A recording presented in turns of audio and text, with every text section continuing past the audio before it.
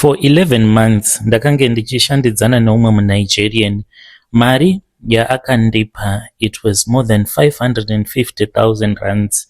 Ndichibatanidza nesalary yangu yandainge ndichiwana ndokubva ndachizokwanisa kutenga makombi maviri nemurume wangu pari zvinozvi tava kugara kunoku kumhiri kwemakungwa. Zvinhu izvi zvakaitika kutanga mugore ra2017 tichizotenga makombi nekuzouya kunoku kwatava kuCanada. Makadii zvenyu pano?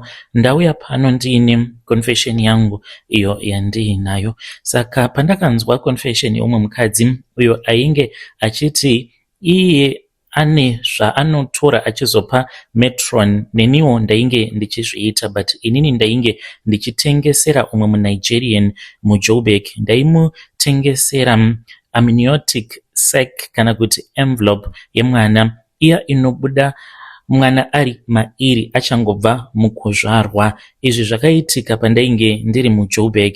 MuSouth Africa mukoma mune vanhu vakaromba, kungoti vanongoziva kuti isu semaZimbabwean ndisu takaromba ende tinoroya kuvadarika, but mune humwe urombwa hunotyisa.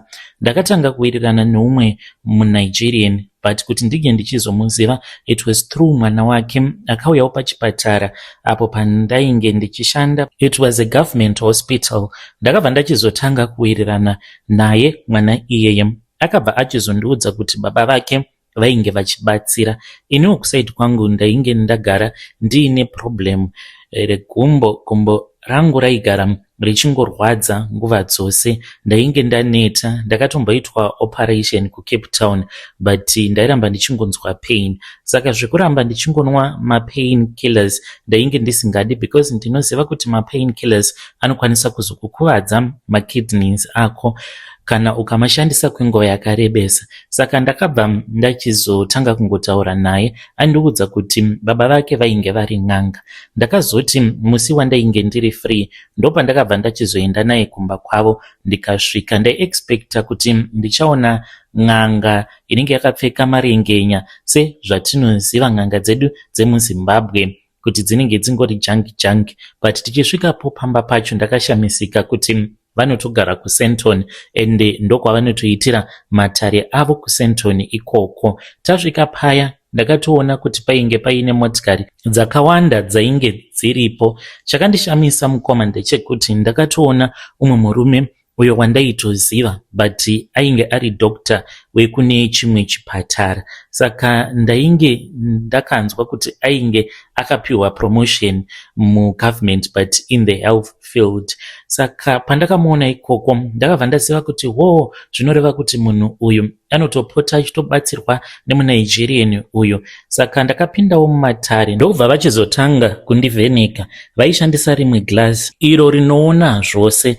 Glazi iroro pandainge ndiri mumatare rainge riine ziso rainge richingobwaira, ziso racho richingobwaira. Saka ndakabva ndachizonzi ivo vainge vachazotaura neglazi ravo, then iro raizondiratidza zvose. Ndakaona zvakaitika pandainge ndakamboenda kuZimbabwe mushure mekunge nemurume wangu taita mari tikabva tati makuva ose emufamily asina kuiswa matombstone. Toda kuti tinge tichizoti hama dzose dzemurume wangu dzepedu dzinge dzichizoisirwawo matombstone. Saka pakunoiswa matombo kumakuva ndipo pandakabva ndachizogadzirwa. Munhu akatondigadzira ndakamuona ainge asiri munhu veukama, but vainge vari sabhuku vemuvillage. Zvakandishamisa kuti seiko vainge vachindinzwira godo rakadaro, kuti kungoonana kwatakaita kwezuva rimwe chete iroro vava kutondivenga zvekuti vakabva vandiisa kakonye mugumbo mangu ndikatanga kutambudzwa negumbo. Saka gonye iri rakazobviswa nen'anga yekuNigeria. Ndiko kuzotanga kuwirirana kwatakaita. Ndaiti kana ndiine zvandinenge ndichida ndaienda kwaari. Ndakazoenda kwairi n'anga iyi ndikazoiudza kuti ndainge ndichida kuti ndige ndichizovhura business. Saka business iri ndainge ndichazorirana from South Africa, but brother yangu ndiye anenge ari responsible for everything. Ndakataura nen'anga iya, tataurirana kudaro ndopa vakabva vachizondiudza kuti painge pasina dambudziko vainge vachazondibatsira, but vakati vainge vachizviona kuti mari ndainge ndisati ndava nayo, mari yandainge ndichida kuti ndinge ndichizotenga kombi yekutanga, because rainge ringoriwo business randaida kuti ndige ndichizoita, but mari dzainge dzisati dzabatana. Vakabva vati vaikwanisa kundibatsira, vakati pamwedzi vaikwanisa kundipa around 50, vakati nothing less than 50 yandinenge ndichikupa pamwedzi. Vakati taifanira kuti tinge tichizonyorerana pasi. Ndakati bepa riripi, matondinonokera, ndikuda kusaina contract because basa rekuti ndinopiwa 50 on top of my salary, saka ndinenge ndatova mupfumika, kana makombi acho ndinotenga kana 10. Saka vakabva vachizoburitsa dehwe, handizivi kuti rainge riri dehwe remhuka ipi. Ndokubva vachizotora banga vakandicheka chigunwe changu. Nazvino mukoma, chironda ichocho hachisati chapora, chinomboti chikapora chinobva chavhurika zvekare. Saka vakabva vachizosvina ropa, vakarisvinira padehwe riya, vakabva vati ndokusaina kwatainge taita contract. Zvino izvi zvichiitika, zvakaitika ndisingazivi kuti basa ravainge vachida kuzondipa rainge riri basa rei. Chandaingoziva ndechekuti ndainge ndichazopiwa mari yakawanda, 50k, none less than 50k per month. Saka ndakabva ndabvuma paya, ndokubva ndachizoenda zvangu kumba kwangu. Ndainge ndava kutonzwa kuti ndainge ndavapo. Murume handina kana chandakambomuudza. Mwedzi wakazoti wapera, akakumbira akaunti yangu. Ndakashamisika, 50k ichipinda muaccount.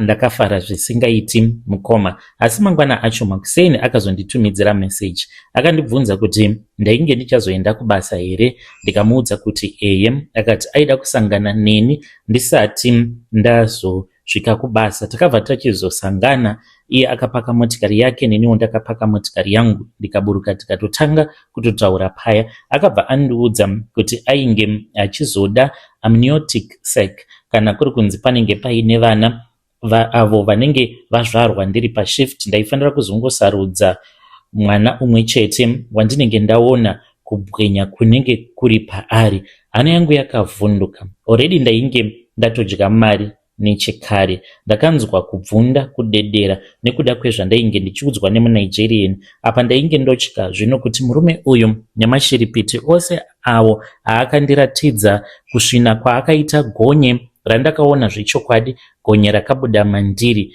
uye zvekare nezvandakaona glazi rainge richitobwaira pose ipapo patainge tiri mumatare tichitaura.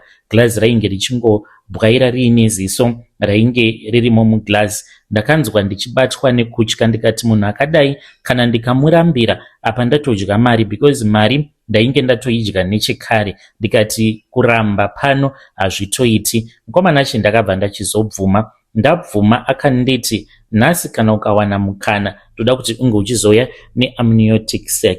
Pandakatanga kuba mukomana achi ndikaisa muhandbag, hana yangu yainge ichirova, because zvinhu zvandainge ndisina kumbotarisira kuti ndingaita zvinhu zvakadaro. Ndainge ndagara zvangu ndichipfimbwa neumwe security uyo aishanda pachipatara ipapo. Akazotoshamisika ndangova friendly naye, ndikatotanga kutodanana naye security guard iyeyo, even though ainge asitombori weclass yangu. Ndakaita zvinhu izvi kwe11 months, ndikaunganidza mari yakawanda, ende bank account yaingogara yakazara nemari. Apa murume wangu ainge asingazvizivi kuti ndine mabhindauko andiri kuita. Ndakasvika pakunyepera murume wangu kuti ndine vanhu vandiri kutamba navo round.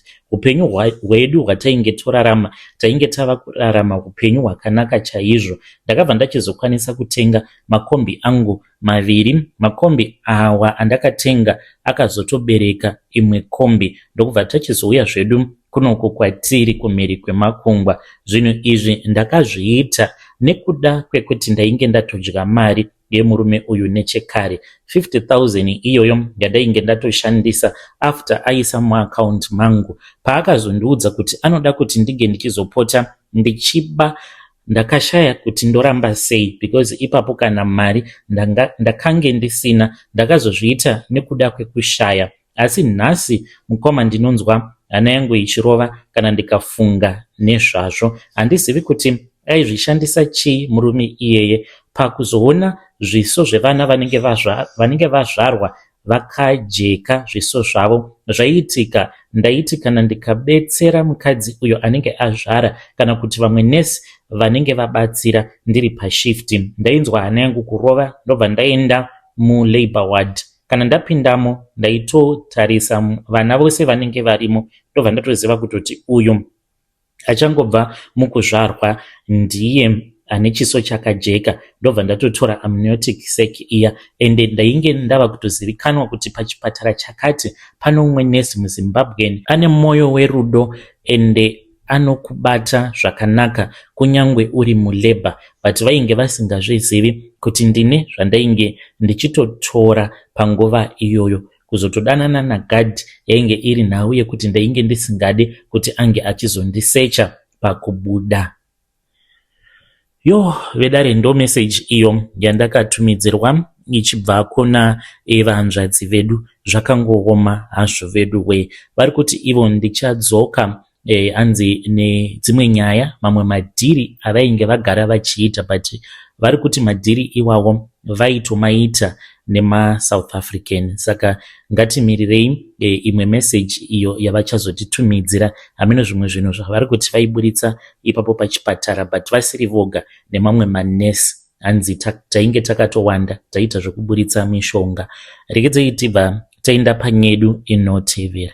Nyedu inotevera yakamira sekudaiso. Hanzi makadi zvenyu mukoma, please post my story makavika chitupa changu. Iniwo nyaya iyi inotondirovesawo nehana. Ndiri muNdebele, I'm sorry kana ndikazotaura shona inenge isina kuti twasu, munozongogadzirisa. Ndine rima randiri kuona richazopedza upenyu hwemwana wevanhu.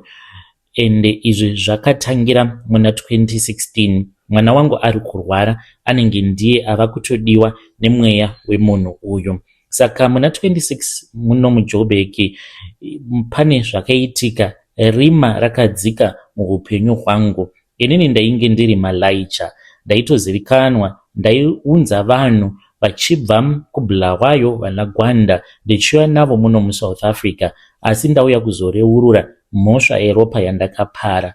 Mukoma wangu muna 2016 inini nemunina wangu takaita deal neumwe murume uyu ainge ari wekuGwanda, ainge apiwawo manamba angu ndikakurukura naye, ainge achigara muJoburg.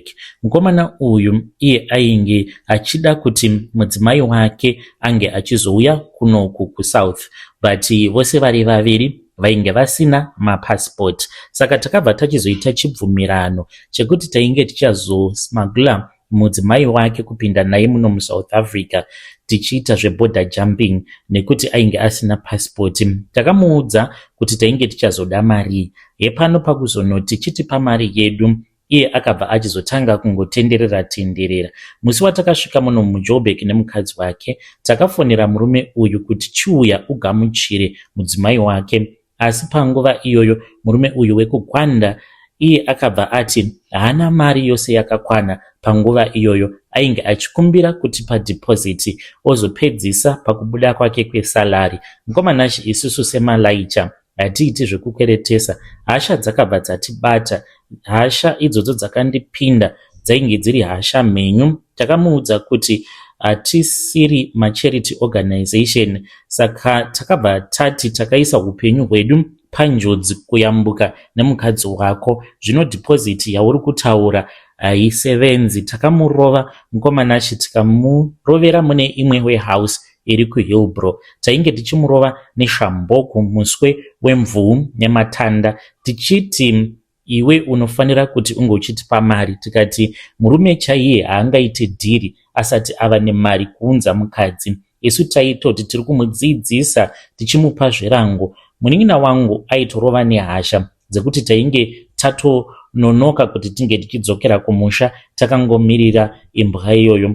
Mudzimai wake aingochema akapfugama, asi takamupfigira mune imwe room kuti asazoona zvatainge tava kuda kuita murume wake. Matauriro andiri kuita aya ndiri kutozvidemba ende ndiri kutoona movie rose rakaitika mupfungwa dzangu. Kana misodzi inoita sekunge ichayerera, munhu haasi huku, haurawe kuita sekunge yava huku nekuti munhu anomuka. Murume uyu akazopedzisira ava kugomera. Takazomusiya akadaro tichibva tachizotora mukadzi wake takaenda naye kunogara kusafe house yedu kusvika ashanda. Taimushandisa as a maid tichitora mari yedu. Akashanda kwemwedzi mitatu. Taingomupa yokudya ndobva tachizomutsvakira basa. But murume uyu patakamusiya achirwara kudaro akange aita internal bleeding nekuti takamurova zvakaipisisa. Saka murume uyu akatomborarama nemudzimai wake. Kubva ipapo paakazoshaika, upenyu hwemunin'ina wangu hwakabva kwatongochinja. Munin'ina wangu iko zvino zvaanongofamba ari mupengo mumigwagwa yeJoburg achitaura kuti kune murume wekugwanda uyo anenge achimudzingirira nematombo. Munin'ina wangu haumubati. Kana vachitoda kutomubata vanotoshandisa kana mapurisa kuti vange vachibatsirana nemapurisa, obva apfurwa nechiya chipfuti chinokugwina. Kana adonhera pasi vobva vamusunga vomuisa muchivheni nekuti ari very violent. Saka mari yose iyo yandiri kubata handizivi kuti mari yandinobata inoenda kupi,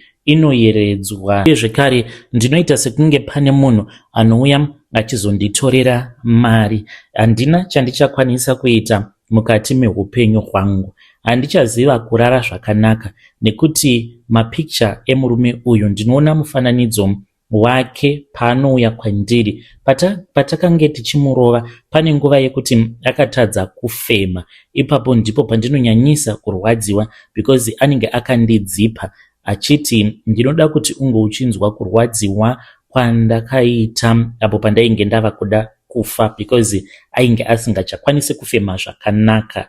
Ndauya pano ndikuda kuti munge muchinditsvakirawo munhu anokwanisa kundibatsira kuitira kuti mufi uyu asazongoramba achinditeverera. Vanoziva chishona ndodii, ndoita sei kuti mweya wemurume uyu uzorore because kunyangwe zvake ainge ari wekugwanda but baba vake vainge vari vekumasvingo. Handizivi zvimwe kuda ndivo vakazogadzira munhu kuti ange achizomuka. Kana ndikaenda kupolisi handizofiri mujeri here? Vateereri venyu ngavandibatsire. Ndoita sei? Kana ndikatendeuka mweya wake unozondisiyawo here ndikwanise kushandirawo vana vangu nekuti mhuri yangu haichatozivi kudya zvinonaka nekuda kwekutambudzika kwandiri kuita. Ende anoda kubatsirana neni hakuchina kudzinza rekwangu. Vedare ndo message iyo yandakatumidzirwa ichibva kuna mukoma vedu. Ngatitaurei navo mukoma vedu ava mucomment section. Anzi ndainge ndimbori malaicha ndo zvavakaita izvozvo kukidnepa munhu vakamurova vakamusiya akuvara. Hanzi akazorarama zvake but ainge atova neinternal bleeding kwava kubva achizoshayika. Apa mukadzi wacho vakamushandisa hanzi kwemwedzi mitatu vachimushandisa vachitora mari yavo. Regedzai tibva taenda panyedu inotevera. Hanzi mukoma muri sei? Please post my story makavigawo chitupa changu. Ininiwo ndiri madzibaba, ndiri muprofita, nditori nesowe rangu, asi nhasi ndauya pano kuzoreurura chokwadi chinoitika. Inini ndiri musatanist. Ndakatodzidza kuboarding school, a private school yainge ichitodhura. Vabereki vangu vainge vaine mari, nazvino ndine mari, ndokusaka vanhu vakawanda vachifarira kuuya kuchechi kwangu. Saka ndakajoina satanism mainge muri mugore ra2009. Vanhu ava vakandijoinisa vamwe vacho vainge vari maclassmate. Ndakabva ndapiwa mission yangu ndeyekuti ndinge ndichizoenda kugehena nemurwi wevanhu vanenge vachinditevera. Initiation yangu yakaitika handingakuudzei zvose, asi ndakajoina ndikabva ndachizopiwa masimba. Ndaifanira kuti dai ndakazoita pastor but ndakapiwa chiprofita. Chiprofita chakanzi nekufamba kwenguva awa machechi emicheno vanhu vashoma vachange vachizoenda kumachechi ikoko. Ende kana mukada kutarisa munyika ndo zvava kuitika, vanhu vazhinji havachafarire chechi idzi dzemucheno nekuda kwekuti kunodiwa mari yakawanda ende rubatsiro rwepamweya runenge rwuri rushoma. asi kumasowe kwakaitwa chiprofita chekuti vanhu vachatowandisa vanenge vachienda kumasowe kudarika vanhu vanenge vava kuenda kumachechi awa anonzi machechi emicheno. Saka ndakanzi handichafaniri kuti ndige ndichizoita epastor but ndichazoita muprofita. Ndakapiwa masimba ekuti ndinogona kurondedzera zvakawanda pamusoro peupenyu hwako. Kana ukangopfugama chete pamberi pangu tikangotarisana mumaziso, ndinototanga kutonzwa munhu anenge achitaura neni achitondiudza kuti kumba kwako wasiya kwakaita sei, wasiya wakakeya dhoo here, wakavhara here mahwindo. Ndinotopinda mumba mako ndotoona kutoti mumba mako mune chakati nechakati nechakati. Ndotokuudza kuti imi amai, imi izvezvi kutaura kudai pasi pepilo yenyu pane chakati chiripo ndo chiri kukonzeresa kuti mugare muchingonetsana nemurume, but kunenge kuri kungofembera ende dzinenge dzitongoriwo nhema dzandinenge ndichiudza munhu. Saka inini kusowe kwangu, kubatsira kwandinoita vanhu zvechokwadi, ndikakubatsira izvezvi kana mukandiunzira munhu ari kuti haasi kukwanisa kuwana basa, anokasika atoriwana basa mushure mekunge ashandisa minamato yangu. Kana paine mukadzi anenge achiti ari kutsvakawo murume uyo anenge achida kuzomuroora, kungomuvakira munamato zvake zvinobva zvaita. Kana uine dambudziko raunenge uinaro, zvingava zviri zvikwambo, kungogeza nemunamato wandinenge ndakuvakira, zvose zvinobva zvatongonaka. Uchibva pasowe pangu ndinokupa mvura, but mvura iyi imvura inenge yakashandiswa pakugezeswa kwezvitunha. Kana uine spiritual husband kana kuti spiritual wife, usiku paya ndinokuudza kuti kana unorara unotora mvura iyi wozvigeza-geza kana uri munhukadzi paminyatso yako zvekare nekuzasi uko, kuitira kuti spirit husband painozouya haikwanise kuti inge ichizokubata, inenge ichikusema, inenge ichisema mvura yaunenge washandisa dziri mvura dzinenge dzakashandiswa pakagezeswa zvitunha. Uye zvekare kana uri murume, pakufamba manje zvinozoitika panyama, handiti munoona kuti parufu panozara vanhu, panouya vanhu kunyangwe wainge wakamuvenga, asi kana ukanzwa zvichinzi munhu afa unongoendawo wonochema nevamwe. Ndo zvinozoitika zvekare pakufamba kwaunenge uchiita, unokwanisa kutongokaruka watongodaidzwa nagadhi uchitodarika nepane imwe kambani, obva atokuudza gadhi iyeye kuti vari kutotsvaka vanhu vebasa, ende kana wapinda basa unenge wava kufarirwa zvisingaiti nevanhu vaunenge uchishandira. But inini ndinoita zvesatanism mukoma, ndiyo secret yangu yandiinayo. Kana mukaposta muzondizivisa, ndichange ndichizoteverera ndiri mucomment section.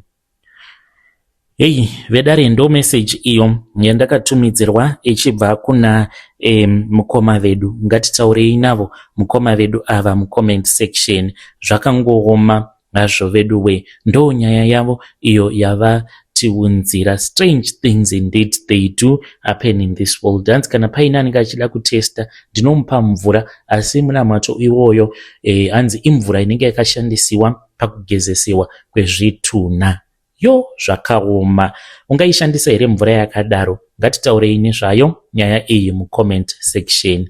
Regedzei tibva taenda panyedu inotevera. Nyedu inotevera yakamira sekudai so. Hanzi, makadi zvenyu mukoma Nashi, please post my story. Makaviga chitupa changu. Inuwo zvandakaita ndakazototanga kutofunga nezvazvo after ndabva kun'anga.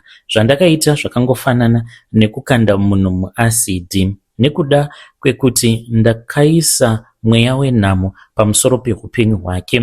Unless kana akatofamba akatoenda kana kun'anga iya inenge ichinzi inenge iine masimba, ndo inokwanisa kuzogwejenura izvo zvandakaisa pamusoro peupenyu hwake. Otherwise bamunini ava vachafa vari murombo wekupedzisira.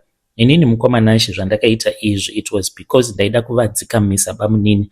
Havangati ndavimba navo, vaigara vachindinetsa bamunini, vachinditi vainge vachida munin'ina wangu. Aitoramba, ndikataura naye ndikati it's okay, unokwanisa kana kuzotowanikwa nabamunini, hapatomborina kana chinenge chakaipa. Bamunini munhu aripo, unofanira kuzongova controller kuti vasazoramba vachinwa doro, even though zvavo vari mukorokoza, zvinhu zvaunozongo expectawo sezvo vachiita zvekukorokoza vagara vanonwa havo doro. But munhu ainge achitoratidza kuti ane hunhu, vachindinetsa vachiti maiguru ndirongerei munin'ina wenyu, because nguva yakwana yekuti ndinge ndichiitawo mudzimai. mukoma ndauya kuzoreurura zvandakaita muna December of 2024. Saka kunyangwe zvikanzi vakafamba vakaenda kupi, unless kana vakawana n'anga inenge iine masimba, pamunini munengena wemurume wangu havambofi vakawana rugare, havachafi vakaita zvekare mari muupenyu hwavo nekusingapere. Zvose zvakatanga pamunini apo pavainge vachiri kutambura. Ndini ndainge ndichivabatsira mukoma Nashi. Ndaiti kana kuri kunzi vakauya kwandiri vachikumbira mari, kunyangwe murume wangu asingadi, ndainge ndichitovapa. Ndakazovarongera munin'ina wangu chaiye kuitira kuti ivo vange vachiwanawo munhu aripo. Mukutambura kwavo vakatombotizisa munin'ina wangu. Vabereki vakati no, ngaadzoke kuchikoro, since bamunini vainge vasina kana sendi rekuti vangaendesa. Saka ipapo ndo pakaitikawo era. Mainini vadzokera kuchikoro vainge vachiri kutowirirana nemunhu wavo. Haana chaainge achiziva kuti bamunini ava kana vakangoita mari vanobva vatongopanduka. Saka bamunini ndakazotovapa mari ndokubva vachizoenda kumakomba kwavo. Vakabva vachizonobata goridhe vawana mukana uyo wavakapiwa naMwari kuti vange vachizova munhu akabudirira. Goridhe parakangobuda bamunini vakabva vachinja. Havana kana kuzombotipawo kana senti, kungonditendawo kuti mai guru ndimi makandipa mari. Hama dzangu dzose padzainge dzandifuratira including murume wenyu mukoma wavo vaisatoda kutovapa kana senti, vachiti munin'ina wangu uyu ritongoriwo rombe, kana ndikamupa mari anoenda akanonwa zvake doro nemari iyoyo than kuti anga achienda kubasa. Ndo zvakanyanyisa kundirwadza. Chakanyanyisa kundirwadza ndechekuti vakabva vatenga motikari yavo itsva, havana kana kutombotiudza. Bamunini vainge vasina license, kana kudhiraivha vainge vasingagoni. Murume wangu license anayo, ende kunze kwekuti vange vachitora murume wangu vofamba nemurume wangu, vakabva vachizotanga kufamba nezvimwe zvevakomana zvemuvillage izvo zvainge zvichivadhiraivhira motikari yavo. Havana kana kuzombotora nguva mushure mekunge vatenga motikari yavo itsva ndokubva vanoroora umwe mukadzi, vakatonomubvisira mari, ende wangu murume havana kana kumbomuudza. Vakaenda nemunyai wavo uyo ainge ari best friend yavo nasekuru, hanzvadzi yavamwene. Isusu vamwe hatina kana kumboziviswa, kana vamwene vakatoshamisika kuti ko iwe unogotorana nehanzvadzi yangu moenda monoroora ndisina kana chandinenge ndichiziva. Kana iye musikana wacho tainge tisingatombomuzivi, akatombogara kumba kwevabereki vake achitonyengererwa navo bamunini kuti chiuya,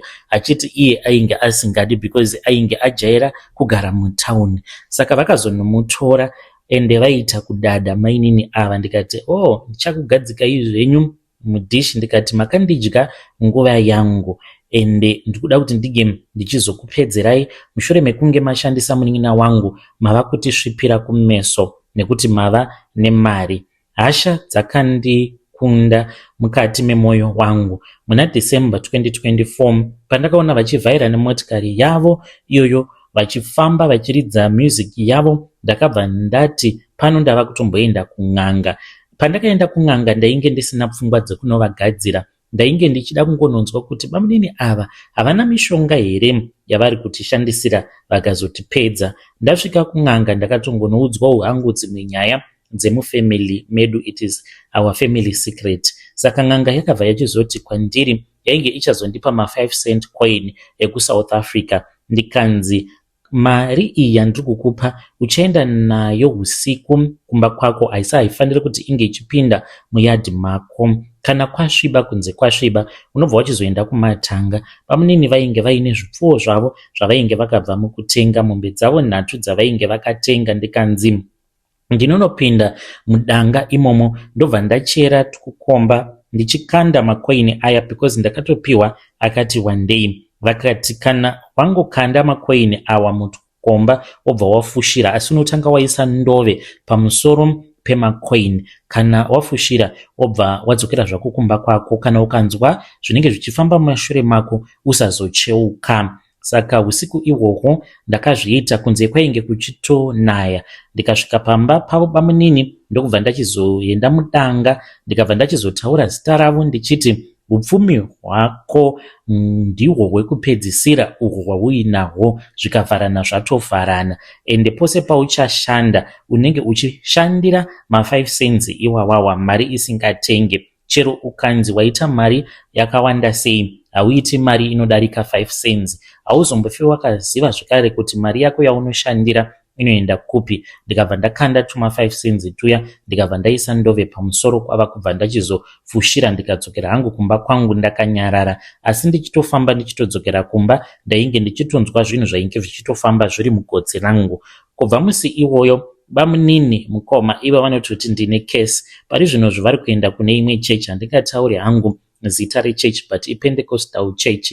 Chimotikari chiya kikikiki chakazototengesewa kare nekuda kwemabreakdown asingaperi. Kana riri segoridhe, kana varipo goridhe haribatiki, kungobva panzvimbo vanhu vototanga kutobata goridhe. Mukadzi uya aya ari kungodyiwa nemunhu wose muvhileji, havana kana mwana kusvika pari nhasi. Vava kutodzoka kwandiri vachiti, taurai nemunin'ina wenyu. Ndodii nhai mukoma, ndosunungura here?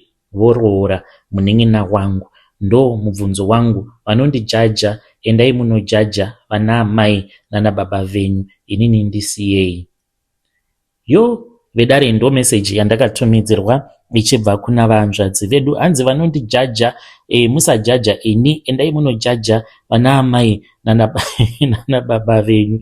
Zvakangoma hazvo vedu we, ngatitaurei navo mucomment section.